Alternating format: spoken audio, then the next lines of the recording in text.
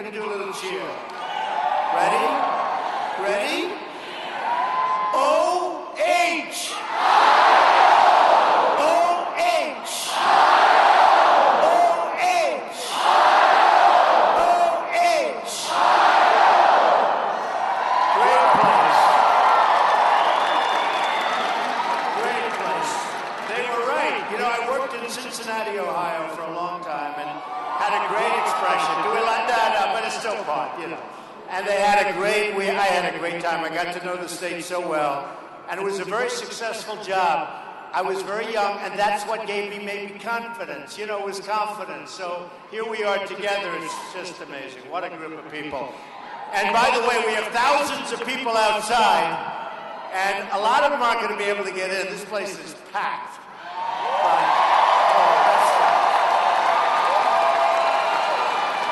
That's nice.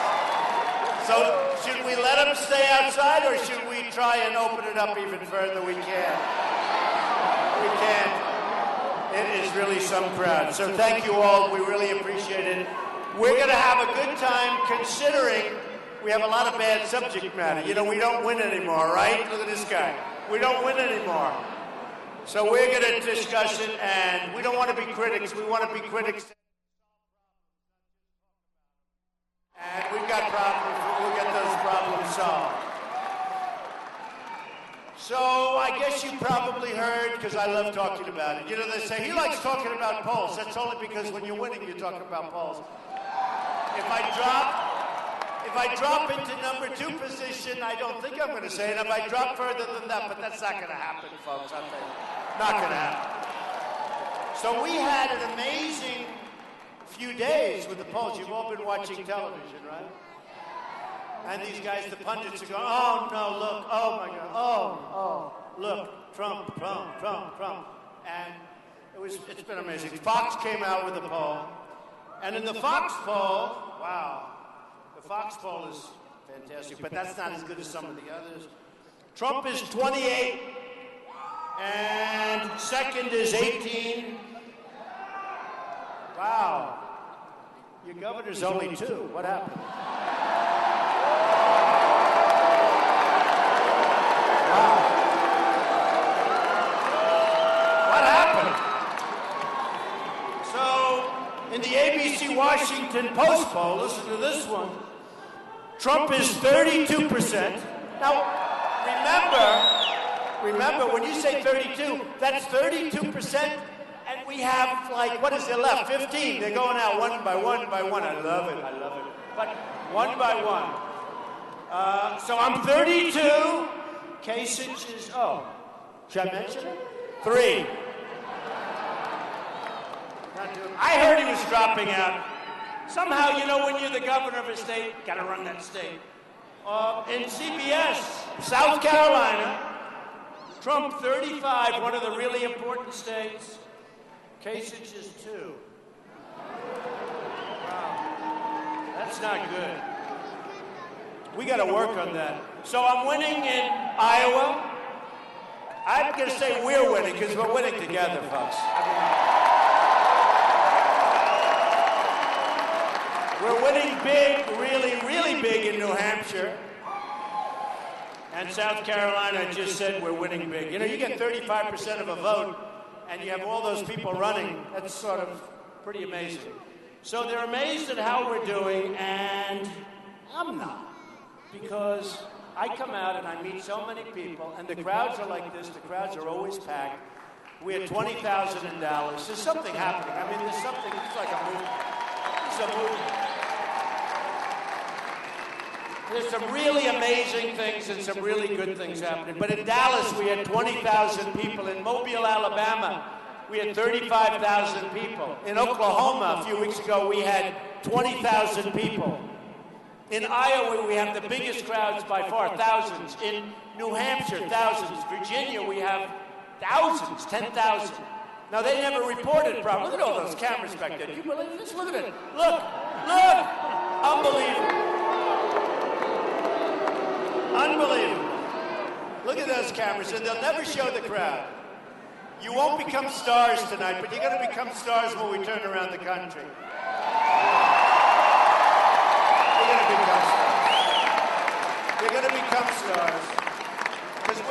get it turned around, and it's going to be so beautiful to watch. But every time I come home, my wife said, I watched you on television tonight. Can you believe they're always live? It's always live. Someday I'd like to make a speech non-live. Oh, would I love to do that. But it's always live. And she said, did you have many people there? It sounded like a lot of people. And I said, let me ask you why. Because they never fan. They never show the crowds. These people never, ever show the crowds. They don't show this. Show the crowds. Can you fan and show them? Show the crowds. Show those crowds. Show the crowds. They don't do it anymore. You know, it was amazing. 2 nights ago, we had a phenomenal room just like this. And the place was packed. And we had one protester in the very back, and he started screaming and yelling, and really was very badly. It was terrible, actually. But security, nothing to do with my security, it's the local security, the convention center security. They took him out. The cameras never moved. I said, show the crowd. The cameras stayed. Just now they stayed the same. They never moved. They don't do it purposely. I figured maybe they weren't adjustable.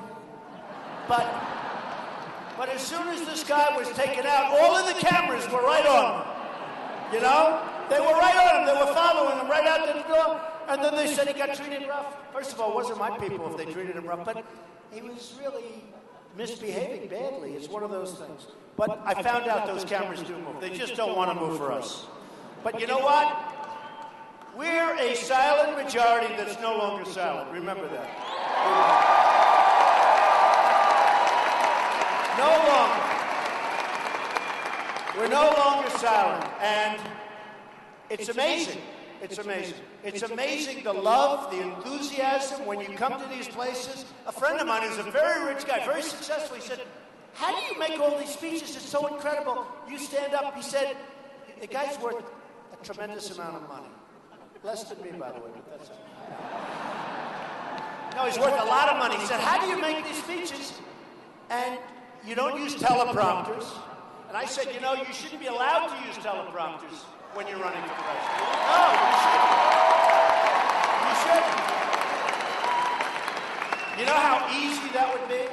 I walk up and I look at this one, I look at that one, and you talk for about half hour, and they're off in a half hour. I made one the other day, it was for an hour and 45 minutes. Right? No teleprompter, no nothing, no speech, no notes. And you know what does happen is you first of all, it's more exciting, because you never know what the hell's going to happen, right? But it's more exciting, but you're also speaking from the heart. She just said it. You're speaking from the heart. And a friend of mine said, how do you do that to get before? He said, I wouldn't be able to sleep for a month if I had to speak in front of crowds like we're doing. And, you know, you have 10,000, 12,000 people here tonight. You have thousands. Thousands outside. Look at them, they're still pouring in. There's no room to pour in. That's the problem. They're watching through a door. That's beautiful. I love you anyway. You should have gotten here a little bit earlier like these folks. I'm sorry.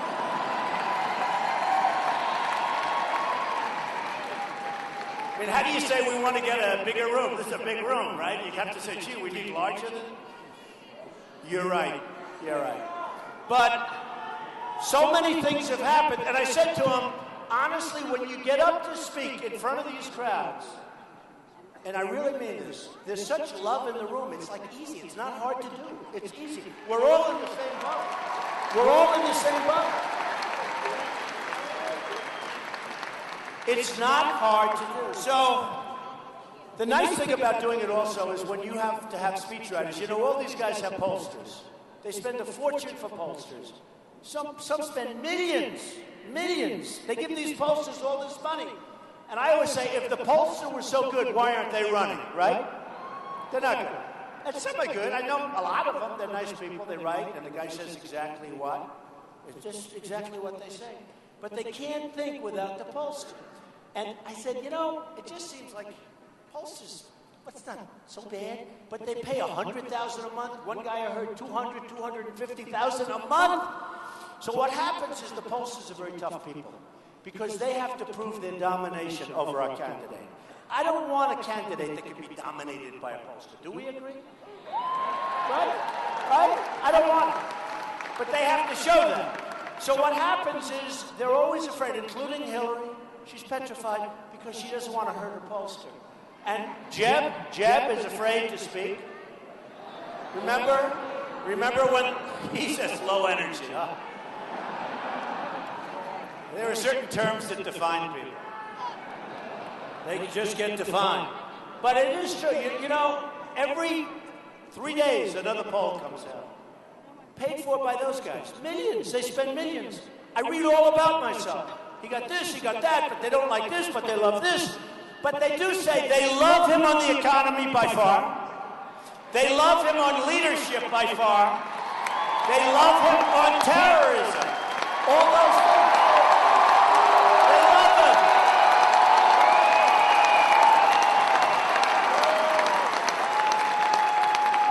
They don't like my personality, but that's only because they don't know me. Who cares? They think I'm not as nice. I'm probably the nicest person, but I'm not a sucker the way these people are taking advantage of. And you're not a sucker. And you know what? We're tired of being run by stupid people. That's what the whole thing is about. We're tired. So, when I ran for president, and I announced at Trump Tower, and it takes courage to do that. I was with, you know, the famous escalator with Melania coming down, and I'm coming down. She's waving very elegantly. I'm going like this, like a crazy person. But we're coming down on the escalator in New York City at Trump Tower. But before I did that, I said, man, because you take all of those people and the number of press and everything, you never saw anything like it. It was crazy. And I said to myself, all right, let's go. And I just took a deep breath. You know, you ever do something where you just say, oh, not easy. Again, I'm not a politician. I've been a politician now for 4.5 months. I'm not a politician. Thank goodness. All talk, no action. All talk, no action politicians. They talk, they get nothing done. They get ripped off by everybody. They're controlled by their pack. I'm the only one that's self-funding my campaign. I'm the only one. Only one. Only one. And I feel like sort of foolish because my whole thing was take money, grab it. I'm a business guy, grab money. I've always been so good at that. Grab it. When things get bad, I hit the banks. I say it was your fault that I get a huge discount. Grab that money. The economy crashes, it doesn't matter. I make it work. I always make it work. So what happens is guys come up to me now because I'm in first place by a lot. By a lot. A few weeks ago, they're saying, well, it's close. Let me tell you, by a lot. We all know. So now all these guys, and they were all the way along, because, you know, actually, from the time I announced, just about, till now, I've been in first place all the time. And one other thing, and this is why I love the people that I'm with, and why it's easy to do this. The one thing that comes out, maybe greater than anything else, is that my supporters, they're your supporters, they're all of them. We're all together, okay? I'm just here. But my supporters are the most loyal supporters by far of any candidate by far. It's true.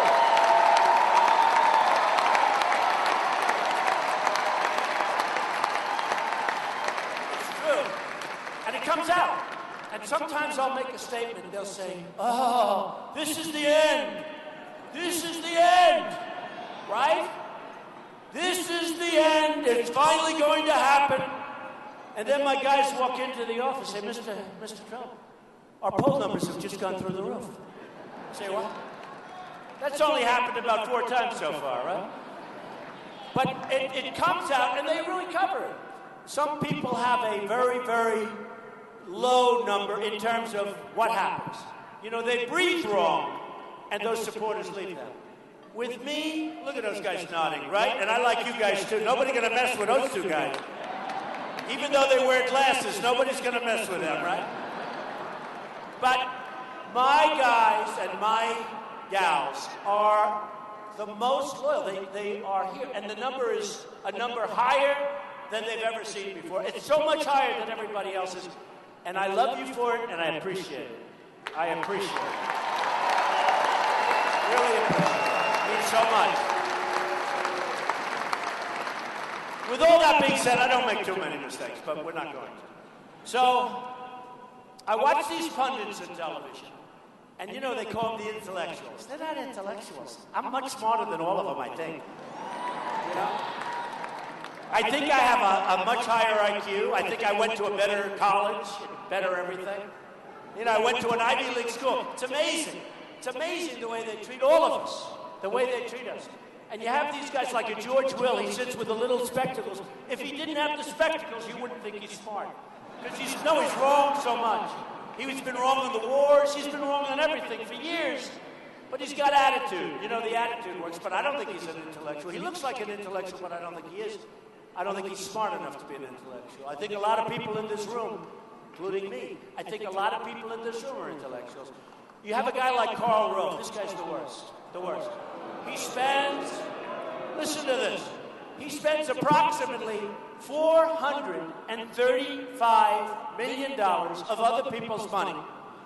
I want to find out how much of that money does he keep, because maybe he's not as stupid as I think, but it's probably plenty.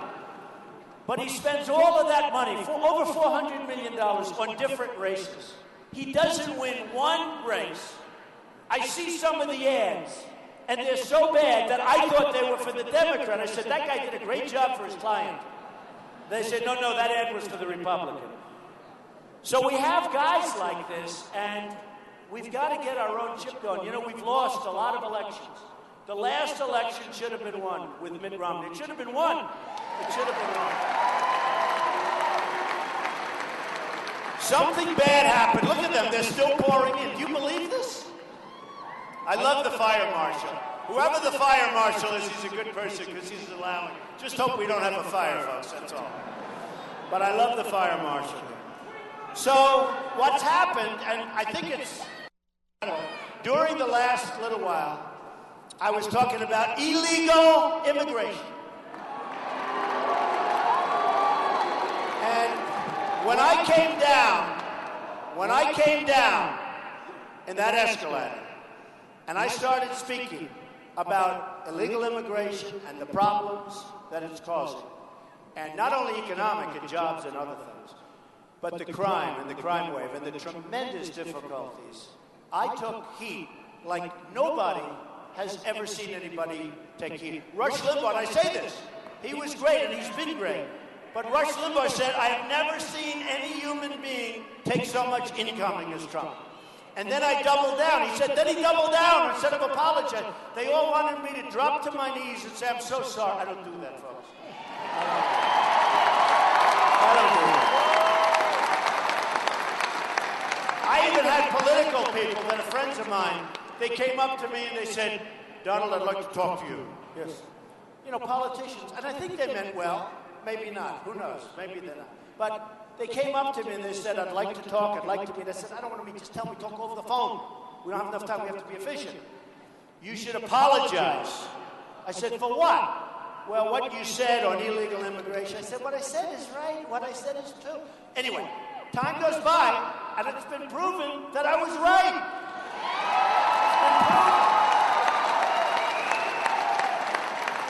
And I was right about bombing the oil. Right now they're bombing the oil. You folks would remember, but you remember 2 years ago I said, bomb the oil and keep it. You remember? I said it over and over and over because I said ISIS is making a fortune. They say $1 million a day. ISIS is making a fortune. They're rich. They use the internet better than we do. They're rich. They're convincing our kids to join ISIS. And then kids join ISIS, they go over, fight for ISIS, hate the United States, and then they come back home, and we let them in because we're so stupid. No more. Believe me, no more. No more. No more.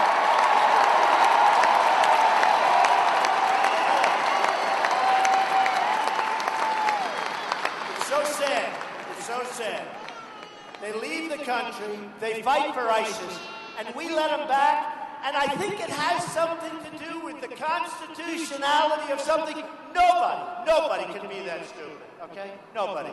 And other countries would never do it. They would never do it. So, I look at what's going on, and I look at what's happening with us and what's happening to us as a nation. And we've become soft, we've become weak, we've become a laughingstock all over the world, all over the world. You look at Paris as an example. If some of those folks that were gunned down, you had hundreds and hundreds of people in the room. If some of those folks carried guns, you wouldn't have this.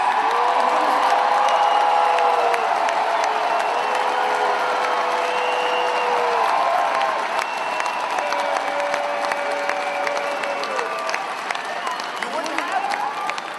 I mean, these animals, these savages, and by the way, they're calling them all sorts of great names, the leaders, right? What's the name they use more than any other? They're calling them all sorts of names, all these beautiful, incredible names. The word I hear more than any other name is mastermind. The mastermind. I called him the guy with the dirty, filthy hat, who's a semi-thug. He's nothing. He's nothing. But I watch the news, and I see, and actually he treats me nicely, so I'm not going to say anything badly. One of the few anchors actually treats me. But he's talking. The mastermind is being hunted right now. They're trying to figure it out. You know, he's a brilliant, brilliant young man. Brilliant. He dropped a couple of kids into a room, and they started shooting people indiscriminately. There's nothing brilliant. Nothing brilliant. Then they ultimately, hopefully blew him up. I think they think it's him. But the man, because they can't even tell. I mean, this is serious. This is a serious way. And by the way, they don't want to die. They don't want to die. You know, they don't want to die. Believe me. You hear all the stories, they want to die. They don't want to die. We got to knock the crap out of them, folks. I'll tell you. We got to go after them. And I was against, I have to tell you. I say it proudly. I was totally against, you know that, you all know that. I was totally against the war in Iraq because you were going to destabilize the Middle East. Everything I said came true. Everything I said came true. Now we have a problem because you have Russia. Remember a month ago I said, let Russia bomb them if they want to bomb them. And then you have these guys like Lindsey Graham. I want full credit for bombing. I don't want full credit. Let them bomb. We'll bomb. Bomb ISIS. It's okay. The problem is Russia's with Assad, right? Head of Syria. Can you believe I'm talking about Iran is now, because we gave them so much money, they're now involved. Okay.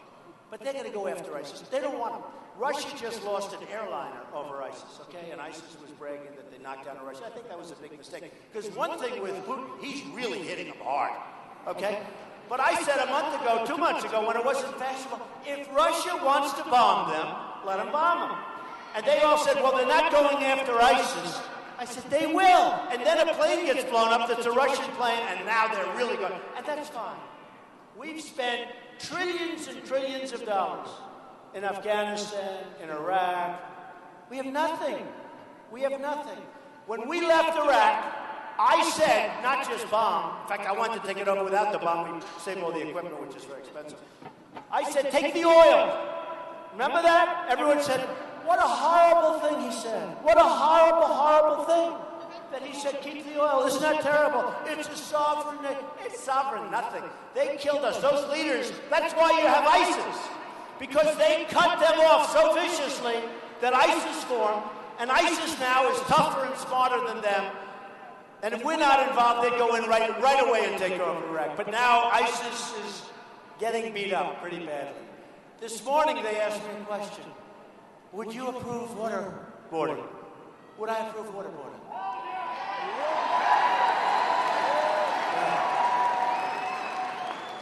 Would I approve waterboarding? And I said, well, let me ask you a question. On the other side, they chop off our young people's heads. And they put them on a stick. On the other side, they build these iron cages, and they'll put 20 people in them, and they drop them in the ocean for 15 minutes and pull them up 15 minutes later. Would I approve waterboarding? You bet your ass I'd approve. You bet your ass. In a heartbeat. In a heartbeat. And I would approve more than that. And don't kid yourself, folks. it works, okay? It works. Only a stupid person would say it doesn't work. It works. They're all saying, oh, it has no effect. It has. I know people that are very, very important people, and they want to be politically correct. And I see some people talking on television about, well, I don't know if it works. And they tell me later on, it works. It works. Believe me, it works. And you know what? If it doesn't work, they deserve it anyway for what they're doing to us. But it works. It works.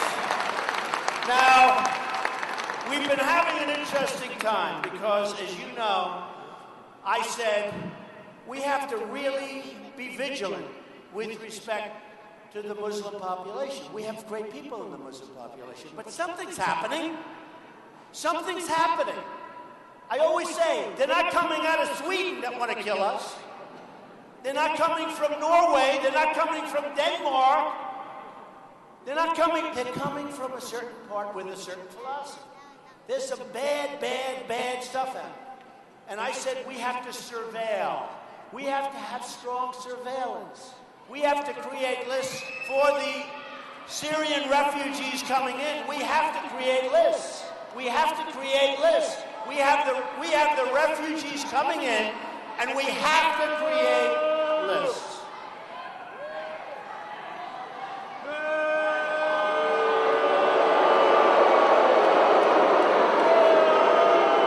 Two people.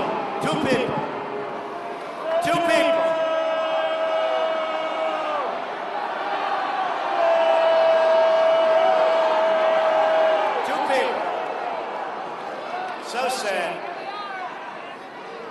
You know, it's sad, it's rude too. And you know part of the problem? We have 10,000, 12,000 people here. Those two people will have a little line that, oh, they were pickets. They're not pickets. Yeah, you can get them the hell out. Go ahead, get them. Unbelievable.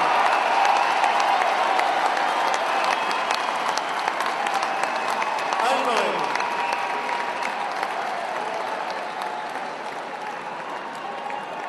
So, when it comes to the mosques, I have great respect for all religions, but we have to have a certain surveillance because things are happening that are not good. So here's what happens, and it was very interesting.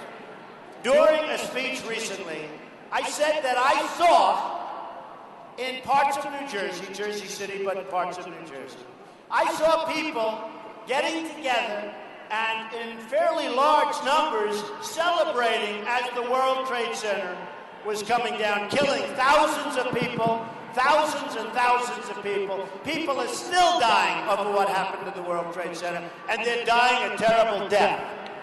And I saw people, and I saw on television, and I read about it on the internet, and I read about it. So they said, oh, we can't find anything, Mr. Trump. The reporters are calling all day, all night. They want to find out, did Trump make a mistake? So I have some good people. And they checked and they checked. And believe me, it's being cleared off, plenty of stuff. They don't like that, because that's not good for the liberal cause, right? But they don't like it. And lo and behold, I start getting phone calls in my office by the hundreds that they were there and they saw this take place. On the internet, at my tweets, @RealDonaldTrump. @RealDonaldTrump. They'll turn those cameras off for a second. Look at all of them. @RealDonaldTrump. So all of a sudden, I'm getting all of these tweets. I saw it, I was there, I was this. But I saw it. So what happens, I put my, it was a long time ago. So September 18th, now, September 11th was one of the worst days, maybe the worst day in the history of our country. Worse than Pearl Harbor, because at least with Pearl Harbor, they were attacking the military. They were attacking ships, and they were attacking the military. Here, they're attacking civilians that had, I know so many people that died in the World Trade Center. Unbelievable people, great people, friends of mine, unbelievable people. They died in the World Trade Center. This wasn't real. They didn't have weapons. They didn't have anything. They were horribly, and that was a horrible death. I watched people jumping off the building. How would you like to be 102 stories up and your choice is burn or jump. And many people jumped. And I witnessed it. I watched that. Because I had a view. I have a window in my apartment that specifically was aimed at the World Trade Center because of the beauty of the whole downtown Manhattan. And I watched as people jumped, and I watched the second plane come in. And I was watching television when the first plane hit. And they said, no, it must have been a boiler explosion, but I'm good at real estate. Boilers are not up there. Boilers are underneath, right? They're in the basements.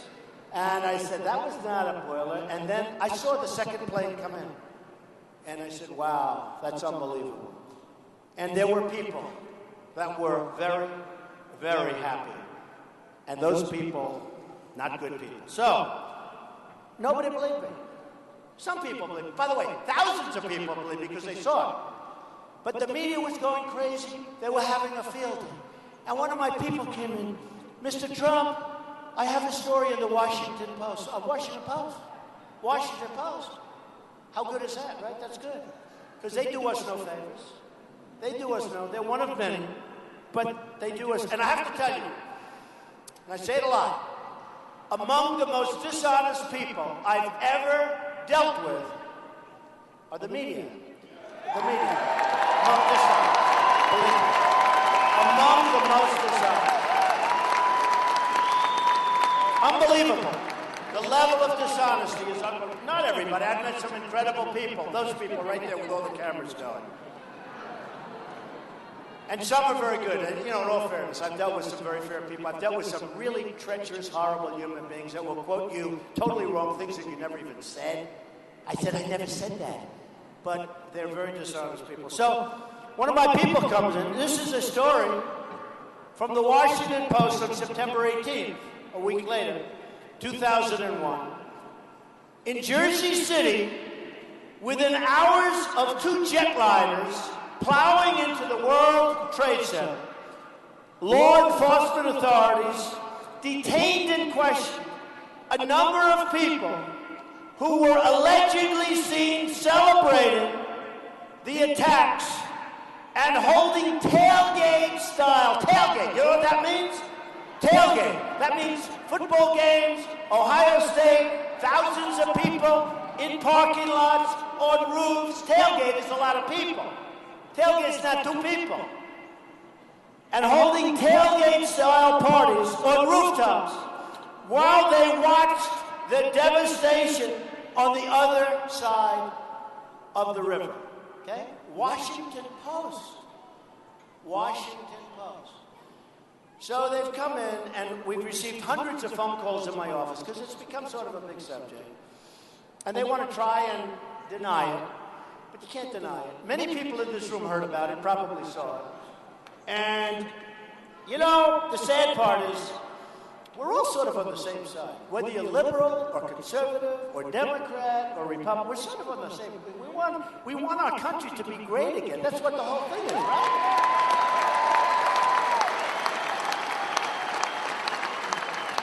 It really doesn't make sense. But fortunately, somebody in the Washington Post wrote that, and they'll try and deny it. They'll probably say, well, we made a mistake, which I almost like that better. Then I could show you how dishonest they all are. I might like that better. Let them say that. But they'll find some reason to deny it. They'll call it a typo. It was about it was a very long and winding typo. But they'll try and deny it. But I don't think they'll be able to. Not with the smart people, they're not going to be able to. So, I love you too, darling. Where are you? Let me see. Beautiful. Thank you, honey. So nice. So, we are going to start winning big league. We are going to win on trade. We are going to win on Obamacare, which will be terminated and replaced quickly.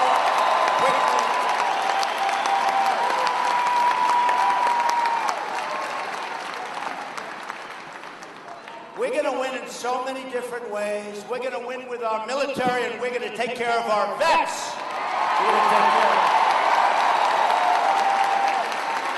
We're going to take care of our vets. Our vets are treated terribly. When I said keep the oil, you know what I wanted? A portion of that money, which is astronomical we're talking about. Keep the oil. You know, in the old days, to the victor belong the spoils, right? You ever see us? We go and louse up the whole deal, and we leave, we get nothing. We never keep anything. Because it's not politically correct to keep the spoils. It's not politically correct to keep the oil. But it is politically correct to keep the oil and give a lot of the profits from that oil to the soldiers and the families of those soldiers who died and were so badly wounded. So badly wounded. The wounded warriors and the vets, let me tell you, the wounded warriors, they have more guts than all of us. I see them and I see their spirit. And you know what? They don't even get well taken care of what they gave up. They gave up their legs, their arms. They gave up more than that. And we treat them terribly. And I said, keep the oil and let's give a hell of a lot of it to those wounded warriors, to those vets, and to the families of the people that lost people, that lost their loved ones. And they say, oh, that's not nice. Just not nice. So we started bombing 2 days ago. We started bombing the same oil that I've been talking about for 2.5 years. And we started bombing. We are just so, it's so horrible. Gitmo. Obama releases 5 prisoners the day of the attack. Right? In Paris. 5. They're going back to the UAE, which means, you know, they're going to be taken care of for a couple of days, then they're going to be right back on the battlefield. Sergeant Bergdahl, the worst. He's a traitor, he's a dirty, rotten traitor. And I always say, we get Bergdahl, a horrible traitor who deserted. In the old days, you get shot. We get Bergdahl, and this is the way we negotiate. They get 5 of the greatest killers that they know. They've been after them for 9 years. So they get these 5 guys that are now back on the battlefield trying to kill everybody, including all of us. We just don't have a clue. We make the Iran deal. We give them $150 billion. They're allowed to self-inspect in many cases. Where they don't self-inspect, they've got 24 days before we can come in. But before the clock starts ticking, it has to go through a whole procedure. So that could be 6 months. Who knows how long it's going to be? And we don't even get our prisoners back. We get nothing. We get nothing. We have people that should be ashamed of themselves. Ashamed of themselves.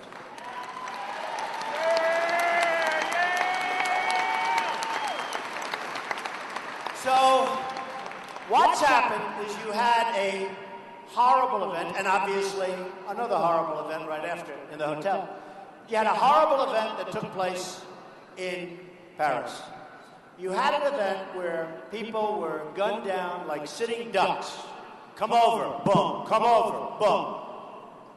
Like sitting ducks. They were helpless. They couldn't do a thing. Amazing, amazing people. I watched on television. I couldn't take my eyes off it as their friends were describing what incredible people she was and he was and all of the people that died so violently. They couldn't defend themselves. No way they could defend themselves. So what happens is we look at that, and I've been working very hard on the borders. I'm the only one, by the way, believe me. I know all the guys. I've been working on the borders. And all of a sudden, the borders, because we will build a wall, believe me. We'll build a wall. We'll build a wall. Build a wall. Build a wall. Build a wall. Build a wall. Build a wall.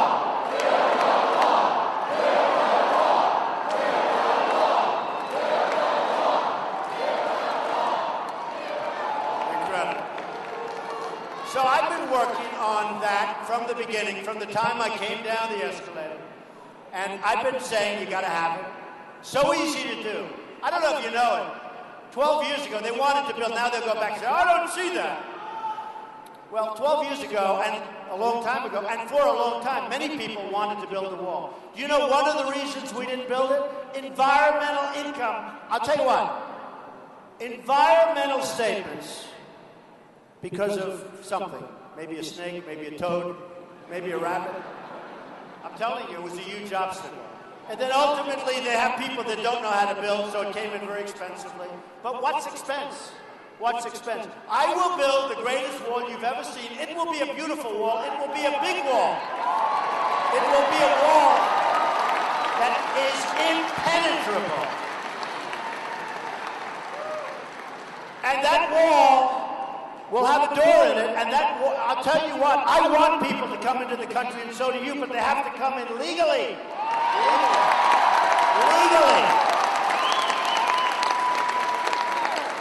And we have a lot of people in this country right now, illegal immigrants that came in, and they're members of gangs in Los Angeles and Chicago. Nobody wants to talk about it.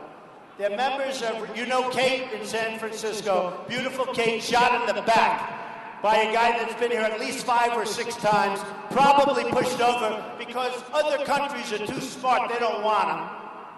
So they say, give him to the dumb American politicians, they'll take him, and whether he does something wrong or not, he'll be in their jails for 40 years, they'll take care of him. So we're going to get the bad ones out even before I start building the wall. We got some real bad dudes. We got some bad ones. They're going to be out so fast. They're going to be out so fast. You go into Los Angeles and you ask the people in Los Angeles what's going on with the gangs. And the worst gangs, the worst, are here illegally. And they're going to be gone. And you know what? Our police do a phenomenal job. And they know who they are.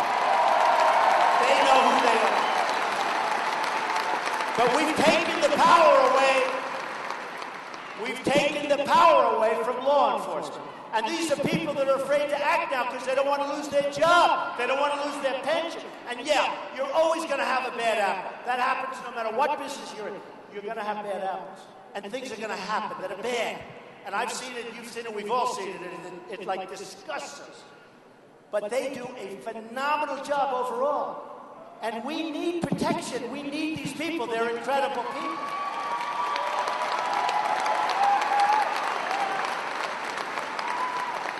And those local police, they know who the bad ones are. They know it. They can walk right up to them. They know the gangs. They know. They're told to stand back. Don't do anything. When people come across the border, they say, don't do anything. Just stand there. They walk right through. How stupid can we be? How stupid can we be? Anchor babies. A woman's pregnant. She has the baby. She walks across the line. She has a baby in the United States. We take care of the baby now for 85 years or whatever the length is. Nobody else does that. Can you imagine doing that in Mexico? They would laugh at you. They would say, that is the dumbest thing I've ever heard. And they feel it. I love Mexico. I love the Mexican people. Thousands of people work for me. Thousands. I've created tens of thousands of jobs. But you know what? They can't even believe that we do it. So then they said, we need a new amendment, which is a huge problem. It takes years and years. It probably can't happen. But we don't. Because they came illegally. They had a baby illegally. And the most we have is a simple act of Congress. All of these people were wrong. I was right. You don't need to go through a new constitutional amendment. But why should we? And you're talking about hundreds and hundreds of thousands of people. And by the way, they come in from all over. They come through Mexico, but they come in from Asia. They come from all over. They fly in because we're stupid. It's crazy. And here's the story. I was right. The great constitutional lawyers have now said I was right. I sort of lucked into that one. I must tell you, a little bit lucked into that one. I just couldn't believe it that anybody could have such a thing, where these people can have a baby and now they're an American citizen. So remember this, they're not an American citizen. We may have to go through some court, we may have to go through something in Congress, but I'll get it done. But we can't have this. We can't have this. We cannot have it. So what's happened is everybody, when you look at the polls, the ones that just came out, the Fox poll, the CNN poll, I get the highest marks on economy and all, but I get really high marks on borders and safety. the borders and the safety. And I get high marks from the military. They know I'm not going to play games. They know I'm going to build a military so strong, so powerful, that nobody's going to mess with us anymore. Nobody. You know, building a strong military so that nobody wants to toy with us. Building a strong military is the single cheapest thing we can do. We're fighting all these wars because they don't respect us. And then we never fight anything to win. We don't fight to win. When I was growing up, I used to say, our military, I'm proud of this country. Our military's never lost a war, which is true. We had General Douglas MacArthur. We had General Patton. We had these people. Today, a guy like Patton wouldn't be allowed to even get through most basic training because he was a vulgar guy. He was a tough guy. He used bad language. Oh, give me one of these guys. I will find a new Patton. We have them. We have them. We have them. They're tough and they're smart. I don't want tough. You know, I know a lot of tough guys that aren't smart. They're easy. I want tough and I want smart. I want tough and I want brilliant. We have people. We've got to find them. We lost a great general 2 years ago because his language was foul. He spoke badly and he was respected by everybody. But we lost him because he spoke with foul language. That's what we're doing now. We can't have it anymore, folks. We're in this together. And let me tell you, I really believe we can make our country greater than ever before. Greater. But we can't have Hillary with all of her corruption and all of her stuff. We can't have it. We can't have it. If we have that anymore, it's going to be over the edge. You know, they call it over the tipping edge. But we can do something special. So, I was given a lot of credit for border security. So when the problem happened in Paris, a lot of these very, very not-so-smart pundits said, well, that's the end of Trump, because that's not his expertise. Believe me, I'm really good at this. So they said, that's the end of Trump. That should now, Ben Carson has sort of self-imploded for different reasons. Okay? He's self-imploded, and he's going down. But I won't talk about that. Right? I won't. She said, yeah, forget it. But others have imploded. You look at a lot of the people running. But everybody said, oh, well, this isn't Trump's expertise. So what happens, and what happens strongly, the polls come out, and I'm through the roof because people feel secure. I promise you, I will protect you. Nobody's going to play with us. Nobody. Nobody. Nobody. And they like the wall. They know I can build the wall. I'll build a tall wall. But you know what? They thought that because this is in Paris, and this is ISIS, and this is Al-Qaeda, and this is others, that maybe we'll get somebody else with a so-called expertise. Like who? Jeb Bush, he's fallen asleep. Like Hillary. Hillary, talking about the night. How about Hillary? Hillary went out. How about 500 or 600 phone calls from the ambassador, and she didn't return the calls? 5, but she's calling back her friends all the time. This is who's going to be our president? I don't think so. I don't. And by the way, the coolest thing in the polls, I beat Hillary one-on-one by a lot. It just came out. It just came out. A lot. By a lot. Fox poll. And I couldn't say it, boy, would they be correcting me if I say it. That's the thing, you have to be you have to be very precise with these characters. So, what has happened is that security and border and walls, and you have to come into the country legally, has morphed into ISIS because basically we want to keep that crap out of here. Okay? We want to keep them out. And I'm the guy to do it, and they know that. So they come in and they see me and they say, Mr. Trump, you're now leading by even more than you were leading. So it turned out to be a mess. But I can tell you, we are going to keep it safe. We are going to keep our country safe. We're not going to follow this formula. I can be the most politically correct person in the world. That's the way I was educated, actually, to be that way. It takes too long. Do you remember when they were talking about Anchor Baby? And a certain announcer during a news conference said, you know that's a derogatory term. I said, what would you like me to say? Well, the child of a illegal immigrant who came into, oh no, undocumented immigrant, who came into the country at a certain time. I said, wait a minute. I know, can't say that. Can't say that. Too long. It's too long. Too long. Anchor Baby, right? Anchor.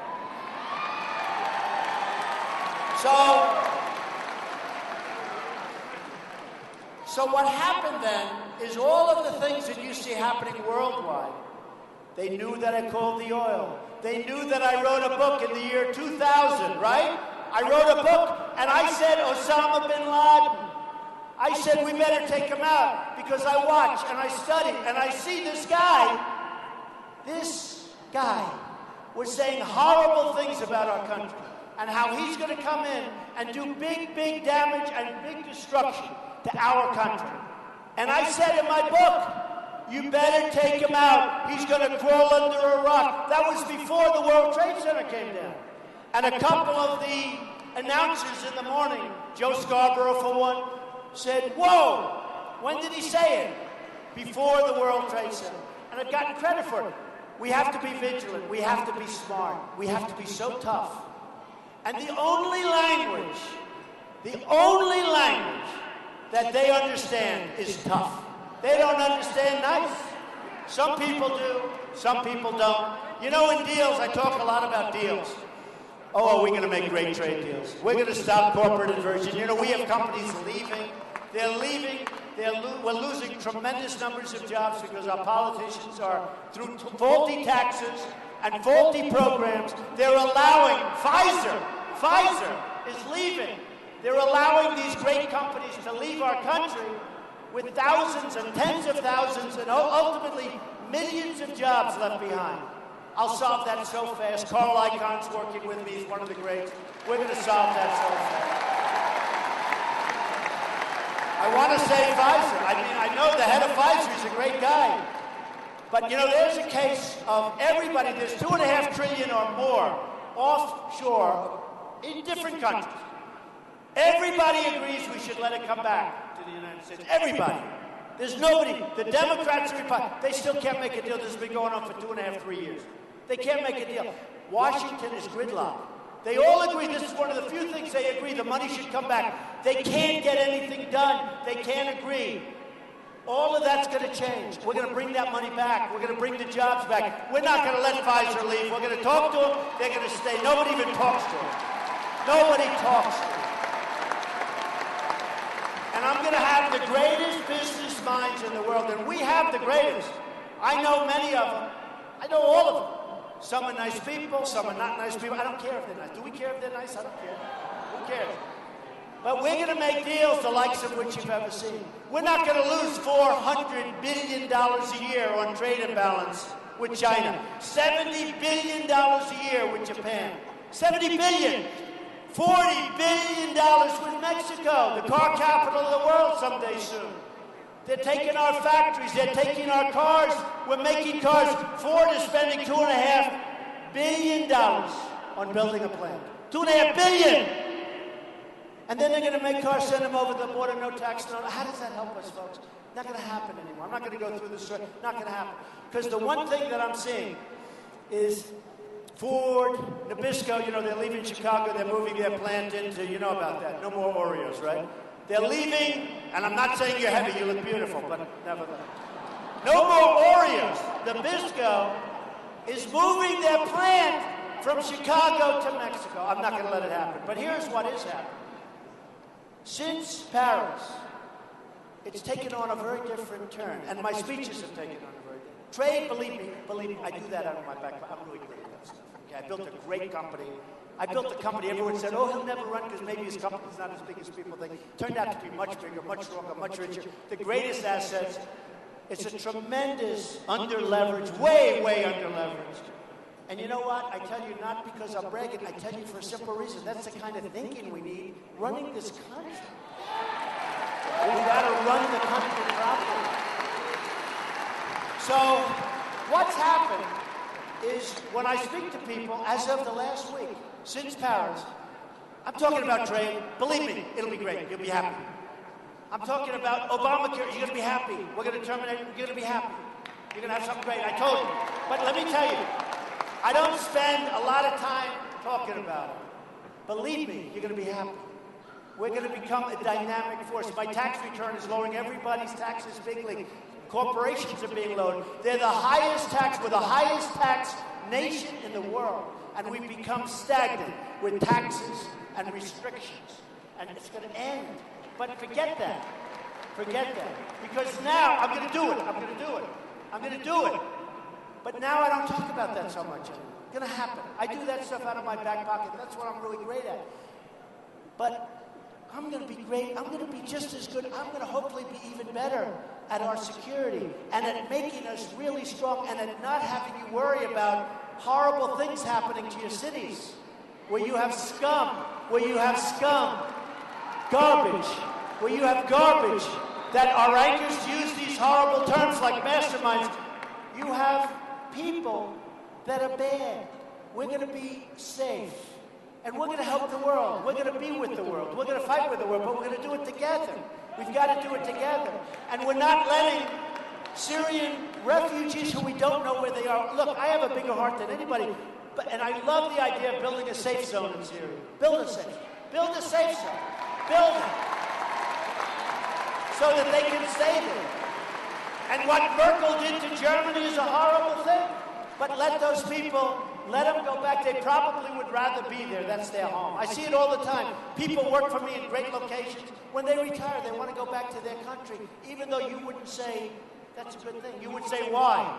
But we are going to work on creating safe zones. But I'm going to get other people to pay for it. You know, OPO, other people's, right? OPM.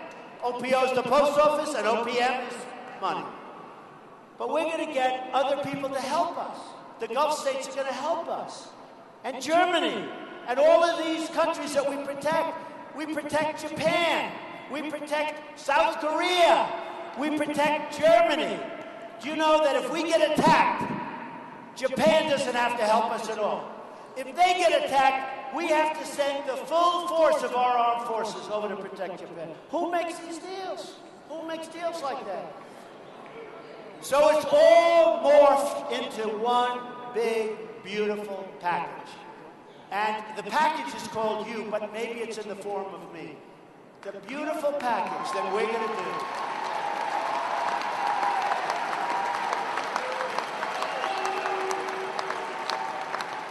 And you're going to be so proud, and you're going to be so happy, and you're going to win again. We're going to start winning so much. We're going to win. We're going to win on trade. We're going to win on health care. We're going to win with the military. Hopefully don't have to use it. We're going to win with our vets. We're going to win with our wounded warriors, the greatest people of all. They're incredible. We're going to win. We're going to win. We're going to take back our jobs from China and Japan and Mexico. We're going to bring them back. We're going to bring them back.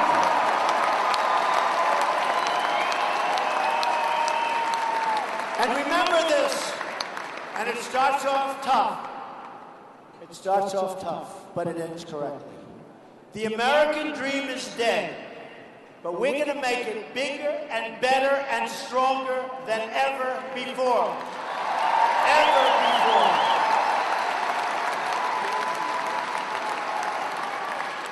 And we are going to make America great again, and you're going to be so proud. And I love you all, and thank you. Such a great people.